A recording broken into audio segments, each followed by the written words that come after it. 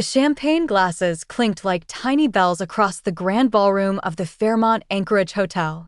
Alaska's winter wind howled outside, but inside, everything was warm, golden, and expensive. The engagement party for Choi Min-suk and Brielle Ellis was the most talked-about event in Anchorage that season. Crystal chandeliers threw soft light across the room. White roses were arranged in tall vases at every corner. A string quartet played in the far end of the hall while waiters in black and white moved silently through the crowd like well-trained ghosts. Brielle stood near the center of the room in a deep burgundy gown that hugged every curve of her body like it was made specifically for her, because it was. Her natural hair was pinned up with a few curls falling softly around her face. Her skin glowed under the chandelier light, smooth and rich like dark honey. She was the kind of woman who walked into a room and made people forget what they were saying. She was not just beautiful. She was brilliant. Brielle Ellis was one of the most respected environmental law attorneys in Alaska. She had stood in federal courtrooms and made judges rethink their positions. She was 32 years old, sharp as a blade, and she did not apologize for any of it. Brielle lifts her champagne glass slightly and smiles across the room at Min-suk. Choi Min-suk stood across the room talking to a group of business associates. He was tall for a Korean man. He owned 3 tech companies in the United States, 2 in South Korea, and a shipping firm that connected both continents. When their eyes met across the crowded ballroom, something passed between them. Something private. Something that had nothing to do with the champagne or the string quartet or the 200 guests watching them. Min-suk excused himself from the group and walked toward her. He approaches her slowly, his eyes never leaving hers.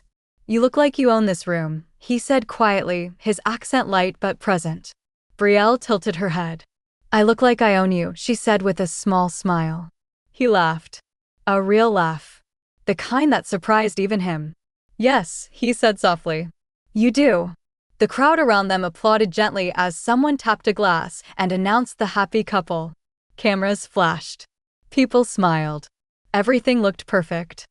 But not everyone in that room was smiling. 3 weeks before the engagement party, Min-suk had called his father in Seoul. "Father, I want you to meet Brielle. Formally. I want your blessing before we announce anything." The phone had gone quiet for a long moment.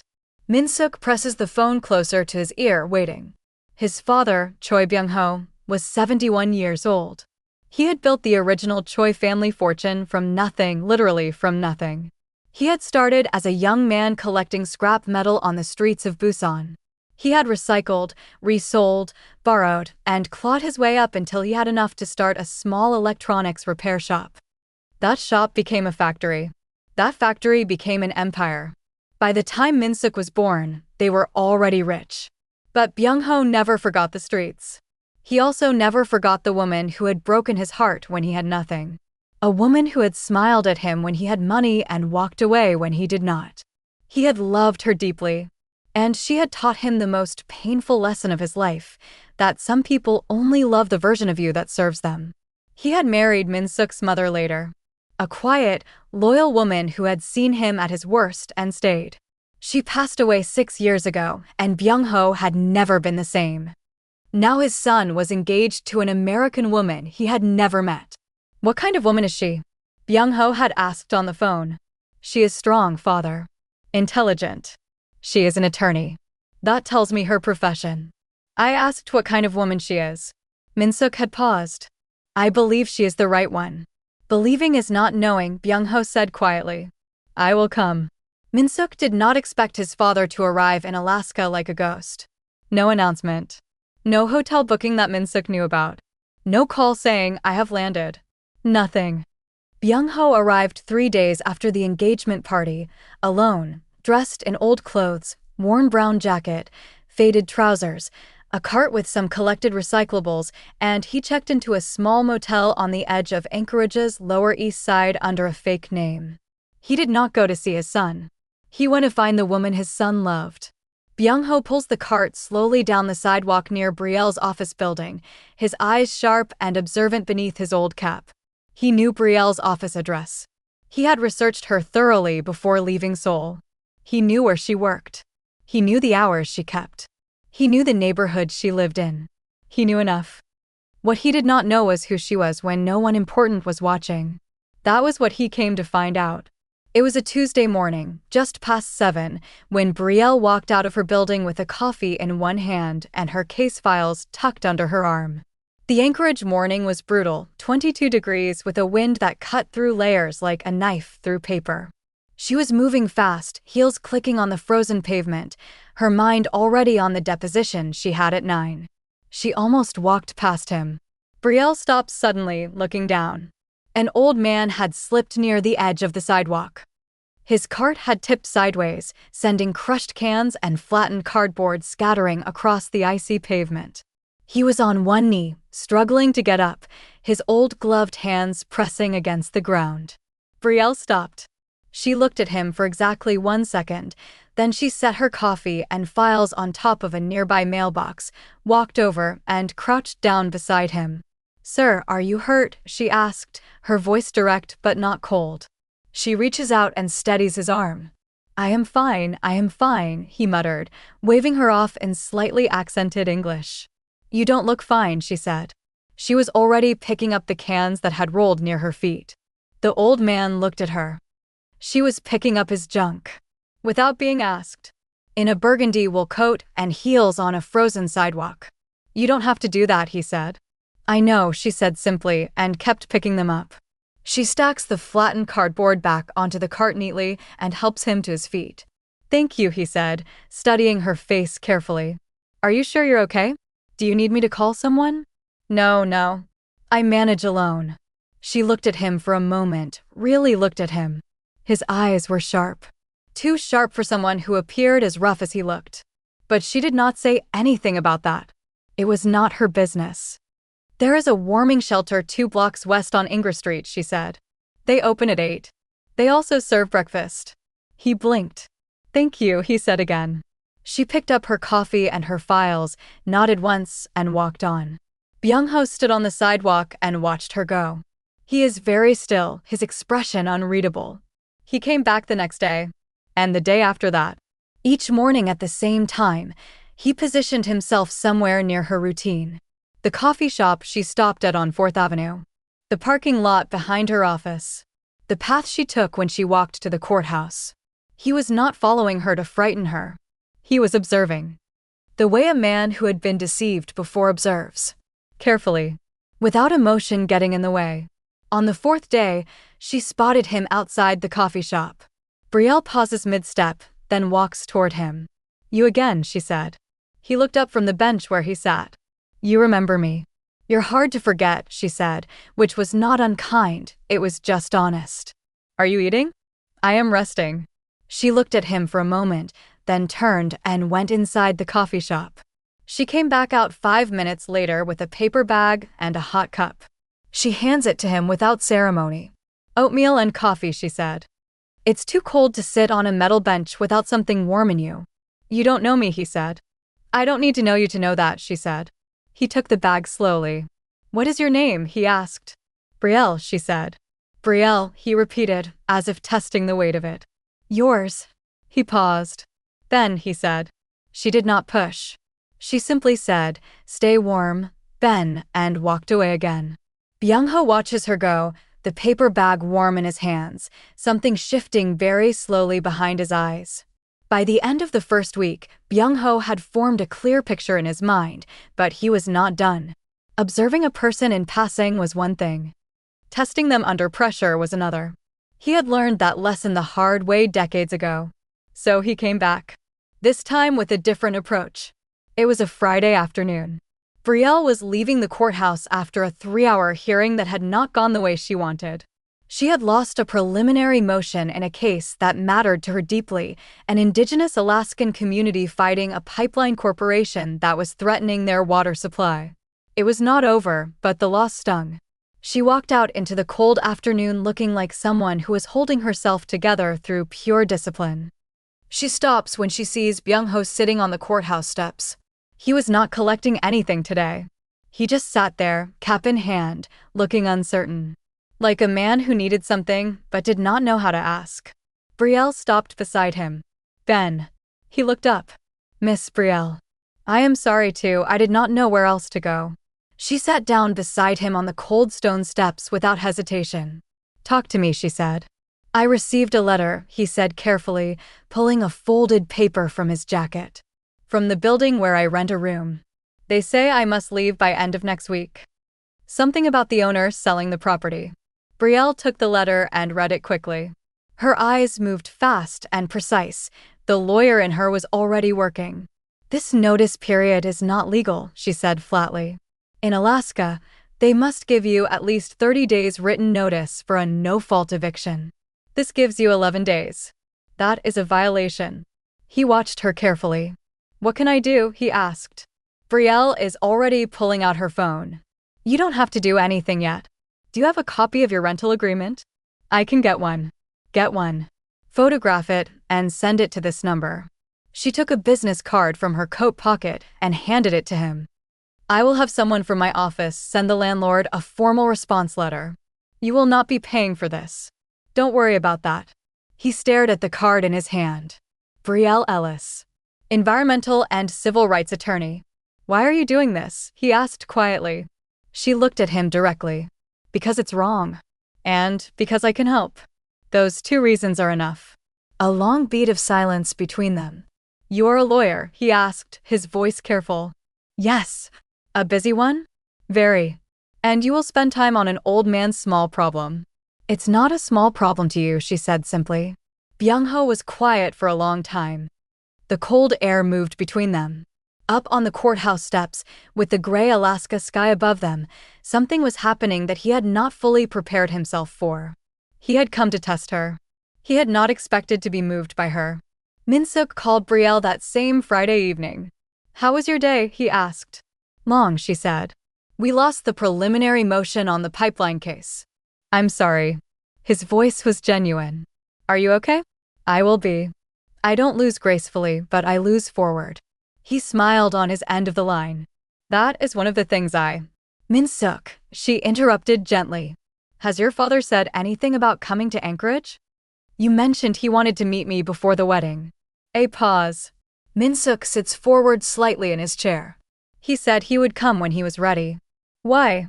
No reason, she said. Just wondering. She did not tell him about the old man named Ben. It felt like something private, something that belonged to the cold sidewalks and courthouse steps and did not need to be brought into the warm space of their relationship yet. She could not explain why. On Monday morning, Byung-ho was back near the coffee shop on 4th Avenue. But this time, he was not alone. He had called a man, an associate he trusted, and asked him to do something specific. The man had arrived in Anchorage quietly and had approached Brielle's law office the previous day posing as a potential client. He had left a small envelope with the receptionist. Inside the envelope was cash, a significant amount, and a handwritten note asking Brielle to drop the pipeline case and focus only on paying clients. The note was not signed. It was a test of a different kind. Byung-ho sat on his bench and waited. He did not have to wait long. Brielle walks out of her office building at exactly 8:45, the envelope in her hand. She walked directly to the nearest trash can on the sidewalk and dropped the envelope in. She did not hesitate. Did not count the money. Did not look around to see if anyone was watching. She just threw it away and walked on to her car. Byung-ho watches from across the street, completely still. His chest did something then. Something complicated. Something that had nothing to do with business or strategy. He stood up slowly and began walking in her direction. Miss Brielle, he called. She turned, surprised to see him. Ben, you're out early. I wanted to say thank you, he said. The letter worked. The landlord has agreed to the 30 days. She nodded. Good. Hold on to that agreement in writing. I will. He fell into step beside her slowly. Can I walk with you a little? She glanced at him. I'm heading to the parking lot. Then to the parking lot, he said. They walked in silence for a moment. The morning was gray and still. Their breath came out in small visible clouds. Can I ask you something personal? He said. You can ask. I might not answer. Fair. He looked at the ground as he walked. Do you believe a person can change? Someone who made very bad choices when they were young. Brielle glanced at him sideways. I believe most people who want to change can. The ones who don't want to, they're a different story. What if the person hurt someone they loved? Because they were afraid? She was quiet for a moment. Fear makes people do terrible things, she said carefully. But it doesn't make the terrible things okay. The question is whether they did the work to understand what they did and why. Whether they took responsibility without making excuses. And if they did all that, then they deserve the chance to build something better. She paused. Who are we talking about, Ben? He was quiet. Someone I know, he said finally. They reached the parking lot. Brielle stops beside her car and turns to look at him fully. He was already looking at her. And for a moment, the sharp elderly eyes under the old cap looked like something far beyond what his clothes suggested. Brielle tilted her head slightly. Ben, she said slowly. Who are you? He held her gaze. Someone who needed to know the truth about you, he said quietly. A long silence stretched between them. The wind moved through the parking lot. Somewhere in the distance, a car started. And do you? She asked. He nodded slowly. I think I am beginning to.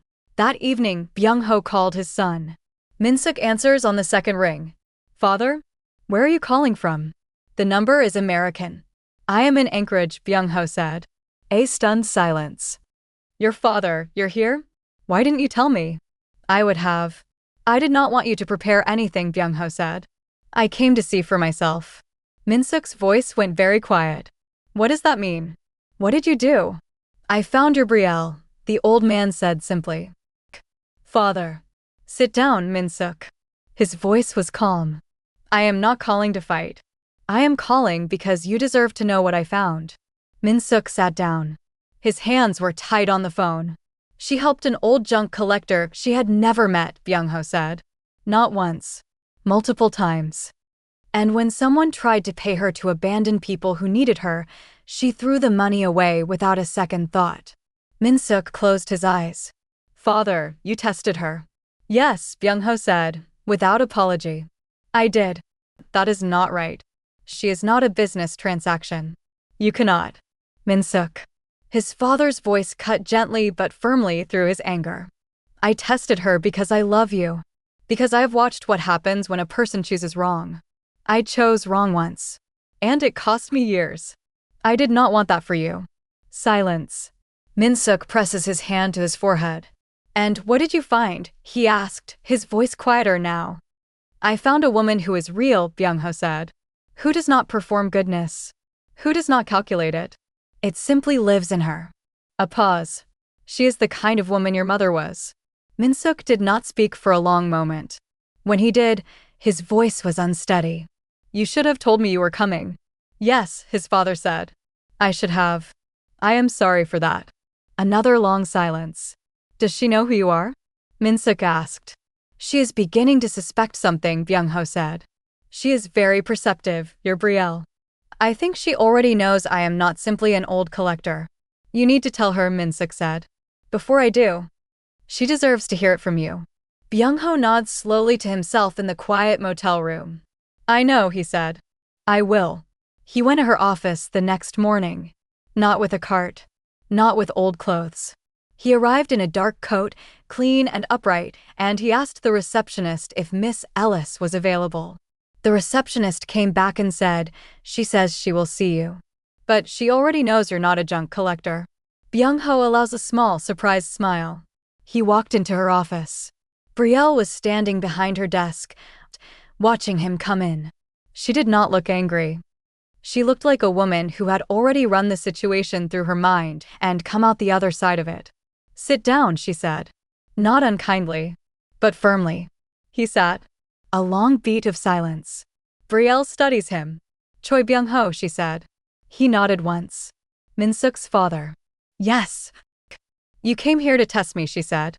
Yes. Dressed as a junk collector. Yes. Pretending to need help. The rental letter was arranged, he said. The rest sitting in the cold, the slipping on the ice that first morning, that was real. I am 71 with bad knees. He paused. But yes. I came with a purpose. She looked at him steadily. Why? He met her eyes. Because my son loves you. And I have seen what it looks like when a man loves someone who does not deserve it. I have lived that. I did not want that life for him. Brielle was quiet. What happened to you? She asked. He looked slightly surprised by the question. He takes a slow breath. When I was young and had nothing, he said, I loved a woman. She was beautiful and I believed she loved me too. But when I lost everything in a bad investment, when I went back to collecting scrap metal to survive, she left. She did not say goodbye. She did not explain. She simply was no longer there. He paused. I built myself back up. I married a good woman later. But the scar from the first one never fully left. And I told myself, if I ever had a son who wanted to marry, I would make sure the woman he chose was the kind who stayed when it was difficult. Not just when it was easy. Brielle was very still. Her expression does not crack, but something behind her eyes shifts. So you came here as a struggling old man, she said slowly. To see what I would do. Yes. And the envelope with money, asking me to drop my case. He nodded. She exhaled through her nose. Mr. Choi, she said carefully. I understand why you did it. I do not agree with how you did it. And I will tell you that plainly because I think you are a man who respects plain speaking. He nodded again. I am. What you did was a violation of my dignity, she said, her voice steady and controlled. You came into my life under false pretenses. You allowed me to show you compassion while you were secretly evaluating me like a piece of property your son was considering purchasing. She leaned forward slightly. I am not an asset to be assessed. I am a person. And I have spent my entire career fighting for people whose dignity was treated as if it did not matter. I will not accept that treatment from anyone, including the father of the man I love. The room was very quiet. Byung-ho does not look away. You are right, he said. Everything you said is right. She blinked. She had expected resistance. I owe you an apology, he said. A real one. Not an explanation dressed as an apology. What I did was wrong. I decided that my fear, my past, gave me the right to judge you without your knowledge. It did not. And I am sorry. Brielle looked at him for a long moment. Why did you start collecting junk? She asked. Specifically. Why that disguise? He looked down at his hands briefly. It is what I was, he said quietly. When I was at my lowest. I know how people treat someone who looks like that. I know how invisible you become. I know what it costs a person, whether it costs them nothing at all, to stop and see you as a human being. Something passes across Brielle's face. That's why it mattered, she said. It was not a question. That is why it mattered, he confirmed. Another silence. Longer this time. Then Brielle stood up and walked around her desk. She did not extend her hand to shake. She stood in front of him and looked at him the way someone looks at another person when they are deciding something important. I'm going to tell you something, Mr. Choi, she said. And I need you to hear it as Min-suk's father, not as a man running a test. He looked up at her. I grew up with very little, she said. My mother worked 2 jobs in a city that did not always want to see her. I have been in rooms where I was the only one who looked like me, and I have been told in 100 quiet ways that I did not belong there. I became a lawyer because I believed that the law could be a shield for people who had nothing else. She paused. I have never stopped helping people who could not pay me because I remember what it felt like to watch my mother need help and have no one show up. That is not performance.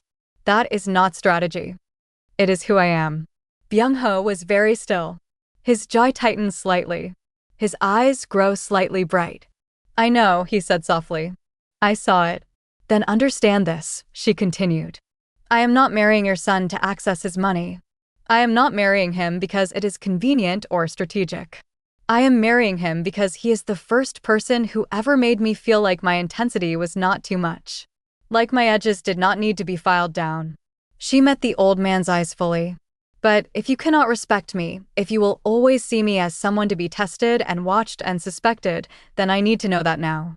Before the wedding. Before this goes further. A long, charged silence. Byung-ho stood up. He was not a tall man, but in that moment he straightened fully, and there was something in him that looked exactly like what he was, a man who had built an empire from nothing, who had survived things most people would not survive, who had never asked anyone for easy. Miss Ellis, he said formally. Brielle. His voice shifted slightly. You just did to me what you do in courtrooms. You made me face what I was avoiding. He paused. I came here afraid. Afraid for my son. Afraid of history repeating. What I did was wrong. I said that already.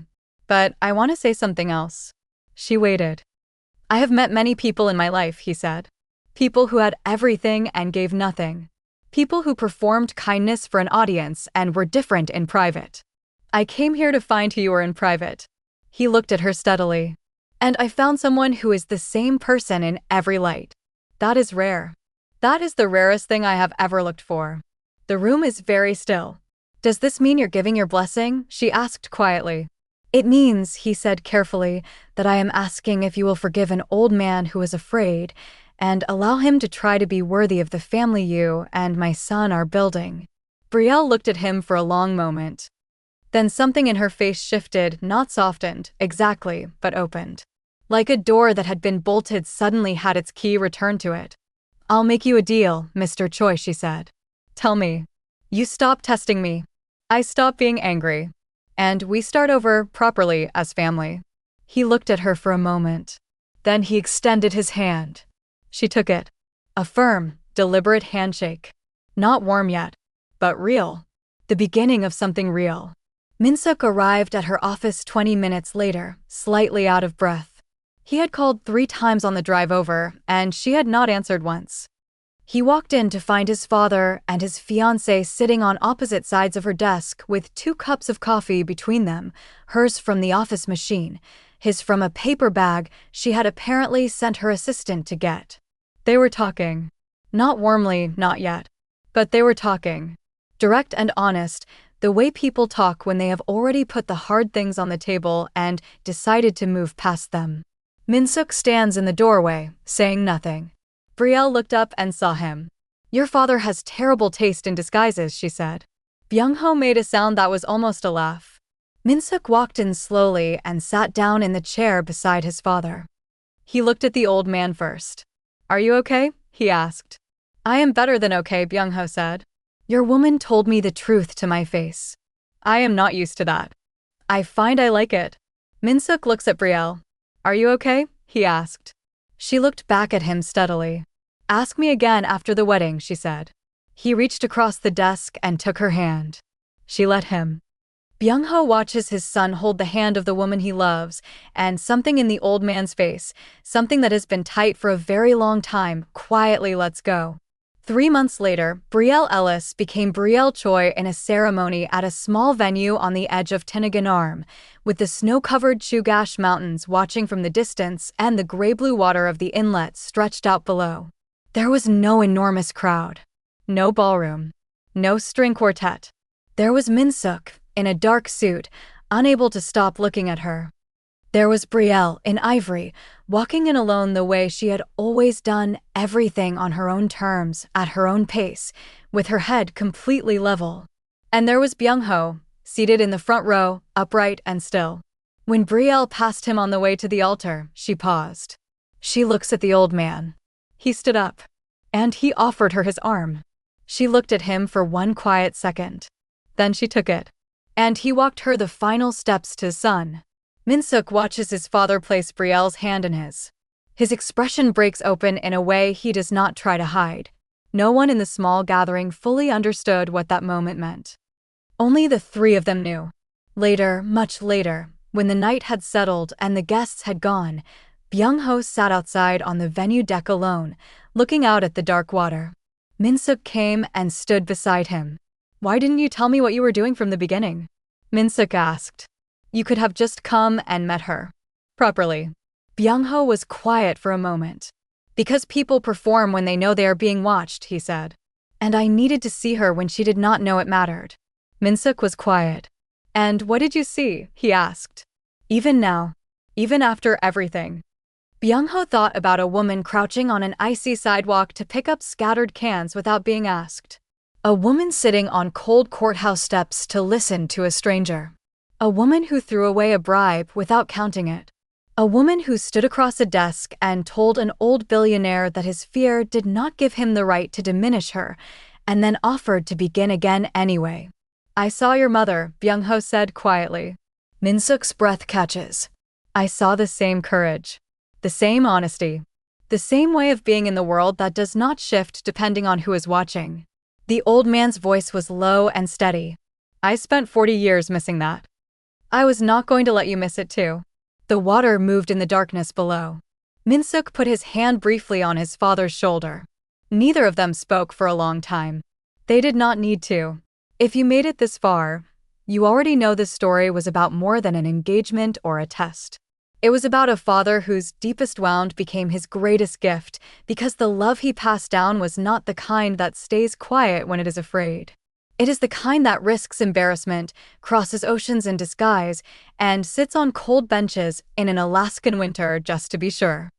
And it was about a woman who has spent her whole life being underestimated and who, every single time, refuses to shrink. Real love is not just about choosing the right person. It is about being the right person in the small, unseen moments when no one important is watching, when there is nothing to gain, and it still costs you something. Brielle did not pass Byung-ho's test because she was performing goodness. She passed because she had stopped needing an audience for it a long time ago.